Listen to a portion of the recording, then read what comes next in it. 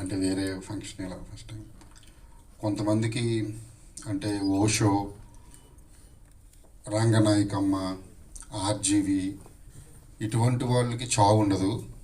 ఎందుకంటే చచ్చిపోతారు, ఏదోలా చేస్తారు. కానీ వాళ్ళకైతే కొన్ని అంటే ఇప్పుడు మనం హిస్టరీ క్యారెక్టర్ని చాలా వాటిని ఎలా అయితే మాట్లాడుకుంటున్నాము ఇప్పటికీ, అలాగా వాళ్ళ క్యారెక్టర్ని వాళ్ళ ఫిలాసఫీని కొన్ని వందల సంవత్సరాలైనా మాట్లాడుకుంటూనే ఉంటారు. ఇంకా ఎక్కువ అవుతుంది అప్పటికి.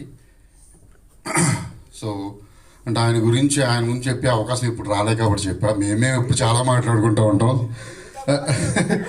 నేను అనేది సార్ అదే చెప్తున్నాను సార్, మీరు ఉన్నా పోయినా మీది మేము మాట్లాడుకుంటూనే ఉంటాం సార్ అని అంటే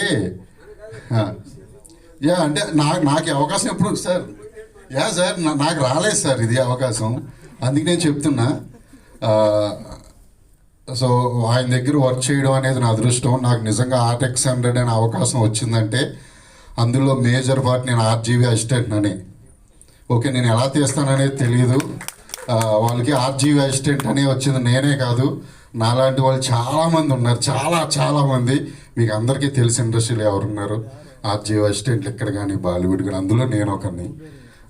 థ్యాంక్ యూ సార్. అలాగే డిమాండ్ కాలనీ విషయానికి వస్తే, నేను ఇంకా అప్పుడే ట్రయల్స్లో ఉన్న టైంలో డిమాండ్ కాలనీ 1 రిలీజ్ అయింది.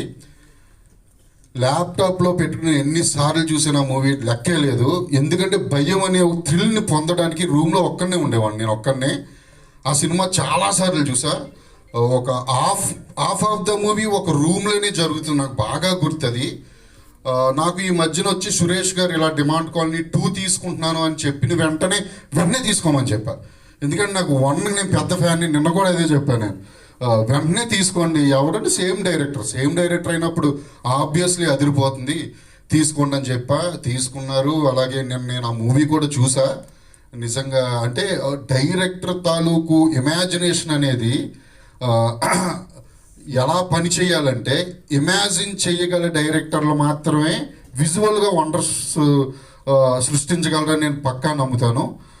అందులో ఈ సెకండ్ హాఫ్ అయితే అసలు ఆ సౌండింగ్, అందులో థియేటర్ నేను చూసిన విమల్ న్యూ ఓపెన్ చేశారని చెప్తున్నారు మైత్రి సంస్థ, వాళ్ళ సౌండ్ ద్వారా సినిమా చూస్తే అసలు నెక్స్ట్ లెవెల్. మీరందరూ థ్రిల్ అవుతారు అనుకుంటున్నాను. ఆడియన్స్ అందరూ ఖచ్చితంగా వెళ్ళండి. డిమాండ్ కాలనీ ఎంత పెద్ద హిట్ అయితే అయ్యిందో, ఈ 2 అంతకన్నా పెద్ద హిట్ అవ్వాలని కోరుకుంటున్నాను. ప్రియా భవానీ శంకర్ యాక్టింగ్ ఎరగదీశారు. అండ్ డైరెక్టర్ అజయ్ ముత్తు ఆయన పేరు, ఆయన కూడా చాలా బాగా చేశారు. మిగతా ఆర్టిస్టులు అందరూ చాలా బాగా